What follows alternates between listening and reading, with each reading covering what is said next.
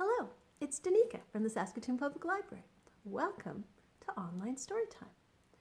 I feel really lucky to live here on Treaty 6 territory.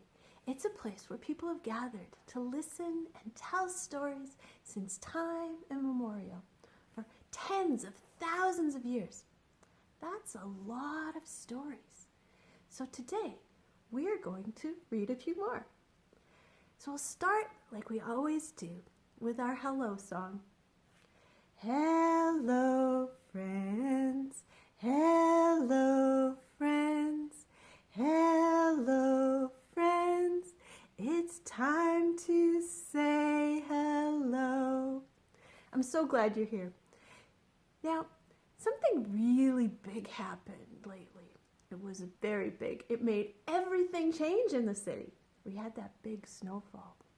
But you know, it wasn't just one little snowflake. It was millions and billions and trillions of snowflakes that made a great big difference in our life and our ability to do things.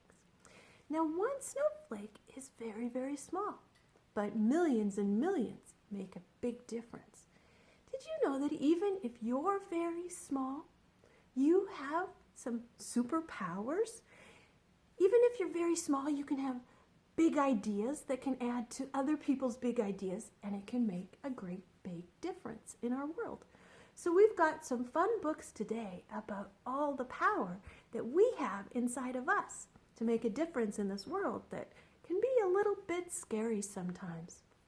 So I'm going to start with one of the easiest things that we can do to make this world a better place, and that is a book called When We Are Kind. And this is by Monique Grace Smith, illustrated by Nicole Neidhart. And I'm just going to read the English words because I don't speak Dene. Now, I'm trying to learn a few Cree words, so hopefully someday I'll be able to read a story with a few Cree words. But I'm just going to read the English today. But if you want to take this book out of the library, you can also read the Dene words. Or maybe you have an elder or someone else who can read that to you and get the pronunciation right. Because that's another great thing that we can do. We can learn words in other languages.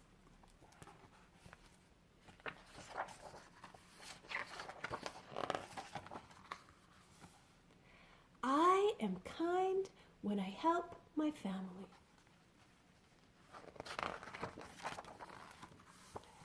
I am kind when I share with my friends.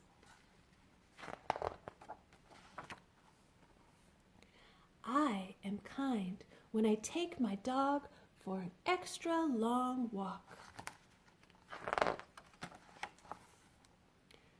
I am kind when I help my neighbor.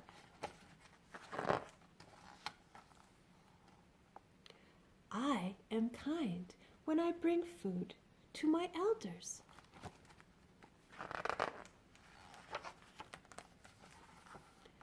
I am kind when I only take from the earth what I need.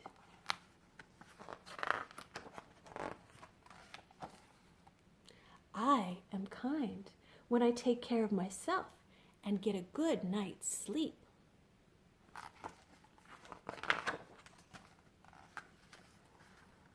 I feel joy when my family and I are kind. I feel happy when my friend is kind to me.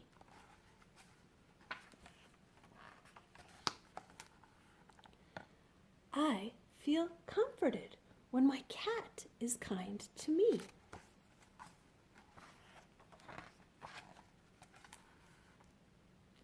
I feel loved when my elders are kind to me.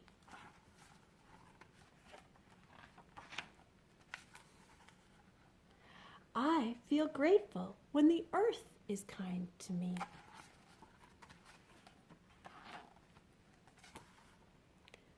I feel respectful when I am kind to myself.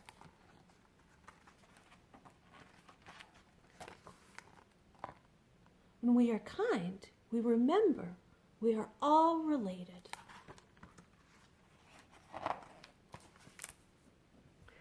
See, it makes makes us feel better when we're kind, and then it feels so good when other people are kind to us, and the animals too. And it's really great when we take care of the earth and the animals and people. Well, let's see. I've got a book that I'm going to sing to you now. And this is called We've Got the Whole World in Our Hands. And it's by Rafael Lopez. And it reminds me, it's very close to a song that I used to sing when I was a child. And it reminds us that we do have the world in our hands. And we have to take very good care of it. We've got the whole world in our hands. We've got the whole world in our hands. We've got you and you've got me in our hands. We've got the whole world in our hands. We've got the sun and the rain in our hands.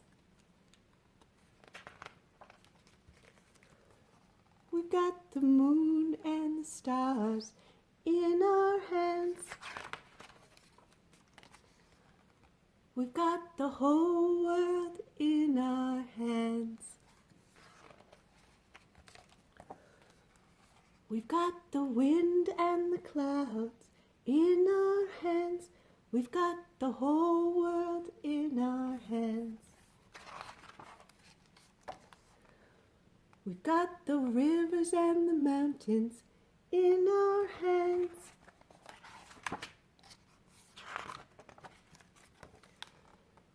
We've got the oceans and the seas in our hands. We've got you and you've got me in our hands. We've got the whole world in our hands. We've got everybody here in our hands. We've got the whole world in our hands. We've got everybody everywhere in our hands.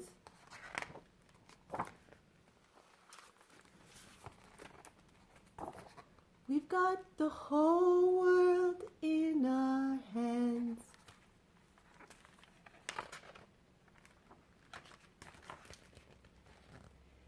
We've got the whole world in our hands. I love the pictures in that book, and I love the way that that string just connects everything, because really we're connected to the people who we live with, and then the people that are in our neighborhood, and the people in our city, and the people across our country, and around the whole world. And we're connected to the animals, and the birds, and the trees, and the ground. Everything is connected. All right, time for another scientist book. So this is Ada Twist, Scientist, by Andra Beady, illustrated by David Roberts. Smart, smart. Ada Marie, said not a word till the day she turned 3. She bounced in her crib and looked all around, observing the world, but not making a sound. She learned how to climb and made her big break with a trail of chaos left in her wake. She ran through the day chasing each sound in sight and didn't slow down till she conked out at night. Her parents were frazzled, but tried not to freak as Ada grew bigger and still did not speak. Clearly, young Ada, with lots in her head, would have something to say when it ought to be said. That's just what happened when Ada turned 3. She tore through the house on a fact-finding spree and climbed up the clock just as high as she could. Her parents yelled, "Stop!" as all good parents would. Ada's chin quivered, but she did not cry. She took a deep breath and she simply asked, why? Why does it tick and why does it talk? Why don't we call it a granddaughter clock? Why are there pointy things stuck to a rose? Why are there hairs up inside of your nose? She started with why and then what, how, and when. By bedtime she came back to why once again. She drifted to sleep as her dazed parents smiled at the curious thoughts of their curious child, who wanted to know what the world was about. They kissed her and whispered, "You'll figure it out." Her parents kept up with their high-flying kid, whose questions and chaos both grew, as she did. Even Miss Greer found her habits quite full when young Ada's chaos wreaked havoc at school. But this much was clear about Miss Ada Twist. She had all the traits of a great scientist. Ada was busy that first day of spring, testing the sounds that make mockingbirds sing, when a horrible stench waxed her right in the nose, a pungent aroma that curled up her toes. "Zowie," said Ada, which got her to thinking, what is the source of that terrible stinking? How does a nose know there's something to smell? And does it still stink if there's no nose to tell? She rattled off questions and tapped on her chin. She'd start at the start where she ought to begin. A mystery, a riddle, a puzzle, a quest. This was the moment that Ada loved best. Ada did research to learn all she could of smelling and smells, both the stinky and good. One hypothesis Ada thought could be true. The terrible stink came from Dad's cabbage stew. She tested and tested, but soon Ada knew it was time to come up with hypotheses too.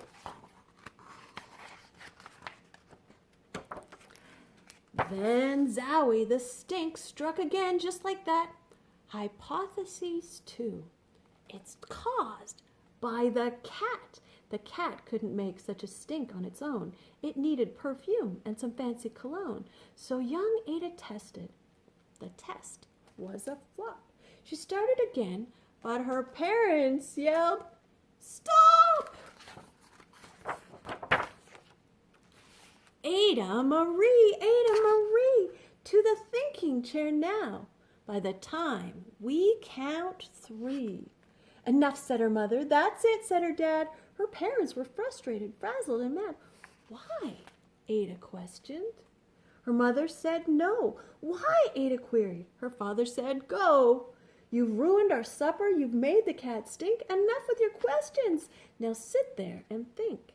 She looked at her parents. Her heart turned to goo. Poor Ada Twist didn't know what to do. She sat all alone by herself in the hall, and Ada once more could say nothing at all.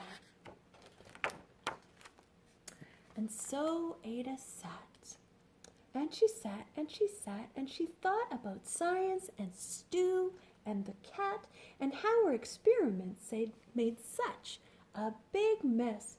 Does it have to be so? Is that part of success? Are messes a problem? And while she was thinking what was the source of that terrible stinking, Ada Marie did what scientists do. She asked a small question, and then she asked 2, and each of those led her to 3 questions more. And some of those questions resulted in 4. As Ada got thinking, she really dug in. She scribbled her questions and tapped on her chin. She started at why, and then what, how, and when. At the end of the hall, she reached why once again. Her parents calmed down, and they came back to talk. They looked at the hallway and just had to gawk. No patch of bare paint could be seen on the wall. The thinking chair now was the great thinking hall. They watched their young daughter and sighed as they did. What would they do with this curious kid who wanted to know what the world was about? They smiled and whispered, "We'll figure it out." And that's what they did, because that's what you do when your kid has a passion and heart that is true. They remade their world. Now they're all in the act of helping young Ada sort fiction from fact. She asks lots of questions. How could she resist? It's all in the heart of a young scientist. And as for that smell, what can Ada Twist do but learn all she can with her friends in grade 2? Will they discover the stink that curls toes? Well, that is the question. And someday, who knows?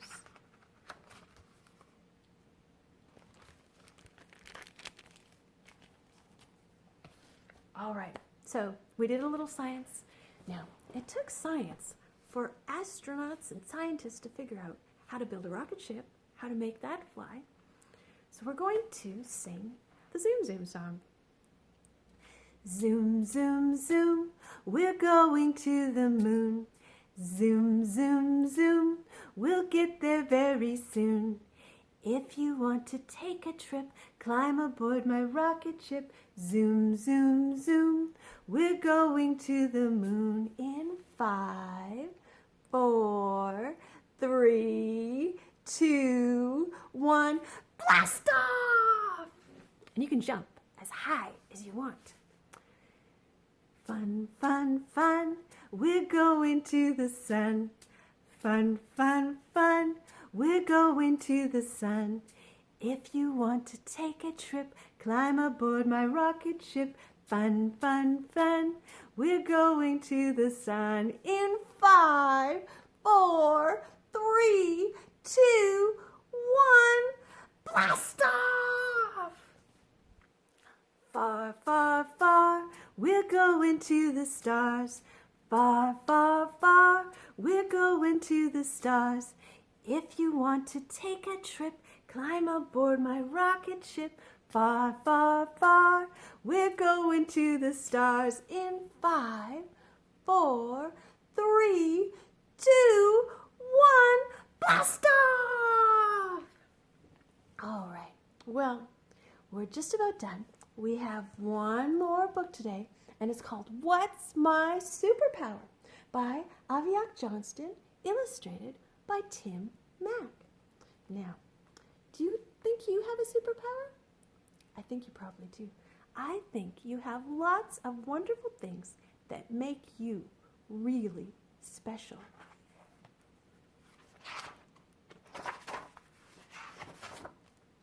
What's my superpower? In a little house in the very middle of a small town where winter is always longer than summer, a little girl named Nelvana lived with her mother. Nelvana loved everything about her small town. She loved the quiet roads with lots of space to play hide and seek and tag and street hockey. She loved to ride her bike without worrying about cars coming down the road like big monsters. "Na, Nelvana said to her mother one day. "If I had a superpower, I could fight big monsters, you know." "Yes, Panique," her mother replied as she stroked Nelvana's hair. "Do you think I'll ever have a superpower?" Nelvana asked. "I don't know, Penny. Maybe," her mother said with a smile. Nelvana always thought about what it would be like to have superpowers. Everywhere she went, she wore a yellow cape made from a blanket and a pair of snowmobiling goggles resting on her head. On the first day of school, Nelvana was in gym class when a boy named Beady ran into the gym so quickly he was just a blur. All the other kids tried to race him, but he was faster than all the kids in the class. "Beady, you have a superpower," Nelvana excitedly told him. "You can run faster than a skidoo." "Do you think that's true?" Beady asked her. Beaming, I know it's true, said Nelvana. But I wonder what my superpower is. Nelvana went home after school and told her mom all about Beady. He was so fast, he almost burned the floor of the gym, Nelvana told her. He was like the wind on a blizzardy day. Now, wow, he really must have super speed, her mother replied. If Beady has a superpower, does that mean I can have a superpower too, Nelvana asked. I'm sure we will find out soon, her mother said. Nelvana imagined herself flying in the sky, or talking to animals, or even breathing underwater. The days began to grow colder, but that did not stop Nelvana from going to the playground to play with her friends. One day, Nelvana saw her friend Mata swinging so high that it looked like she was going to loop around the swing set. Nelvana and her friends all stared at Mata, amazed. Then suddenly, Mata was flying from the swing. She landed so far away that Nelvana was sure that Mata had flown through the air. You can fly! You can fly, Nelvana said. Mata smiled widely. Really, she asked. Of course, Nelvana said. If you keep practicing, someday you'll be able to fly all the way around the world. When Nelvana went home that day, she told her mom about the amazing flying girl she had seen at the playground. She was flying, her mom asked. Well, she was jumping very far, Nelvana explained, but I think she'll be able to fly for real if she keeps trying. Nelvana started jumping around the house, off the couch and the tables, trying to see if she could be like Mata. I don't think your superpower is flying, Penny, her mom said. But don't worry, we'll figure out what your special talent is soon. The next day, Nelvana and her friends brought their sleds to the big hill next to their school to go sliding. Nelvana's cousin, Jonesy, was already at the top of the hill building an Aviac. All across the top of the hill, there were snow sculptures of animals and snowmen, and even a whole igloo. Jonesy, did you make these? Nelvana asked. Yep, he said, all of them. Even that polar bear right there. It was easy. What else can you make? She asked. Anything. I can make a caribou, and maybe even a monkey. I can make things out of roads and even ice. Is it your superpower to make things? Nelvana asked. Can you build whatever you think of? Yep, he replied. I can build anything. Nelvana told her mom all about Jonasy's superpower. Panique, do you know that Jonasy's dad has that superpower too? Jonasy is going to be a carver, just like his father. Does that mean I might have that superpower too? Nelvana asked. I've never tried to build anything before. Why don't you try it out? Her mom said. Nelvana tried to build an Aviac out of her blocks, but it fell over. She tried to make a house out of her Lego, but it was too hard. She sighed. I guess it's not my superpower. Her mom hugged her tight. I'm sure we'll figure it out soon, Penny. Now Vanna kept finding friends who had superpowers whenever she went out to play. When she went swimming in the spring, she met a boy named Adamy who could hold his breath underwater longer than anyone else. They were playing games in the water, and Nelvana wanted to see who could hold their breath the longest. She thought she'd been under the water for moments, but after she ran out of breath and came up to the surface, Adamy stayed underwater for much longer. When he finally came up, Nelvana said, "You can hold your breath for a really long time. That must be your superpower." "Do you think so?" Adamy said. "I know so," Nelvana said. "Cool," Adamy said. "It's like I'm half fish." Nelvana was happy for her friends. They had all found the thing they were good at. She liked to tell them they had superpowers, and she liked to see them smile. They all seemed so happy to have a special talent. But Nelvana wished she knew what her superpower was. And Nelvana said when she came home from school one day, "I still don't know what my superpower is. Am I ever going to figure it out?" Her mom gave her a big smile. "I think I know what your superpower is, Benny," she said. Nelvana looked up at her mom, excited but confused. "What is it? Can I fly like Mata? Or am I really strong?" "No, Benny. Can't you see?" her mother asked as she hugged Nelvana close. "Your superpower is making people feel good about themselves." Nelvana smiled.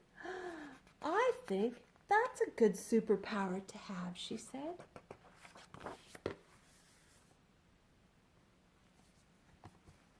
Well, see, there's all kinds of wonderful things that we can do to make this world just a tiny bit better. But if we all do a tiny bit, it's just like the snowflakes making all of these giant snowbanks in our yards. So we'll finish with our goodbye song. Goodbye, friends. Goodbye, friends.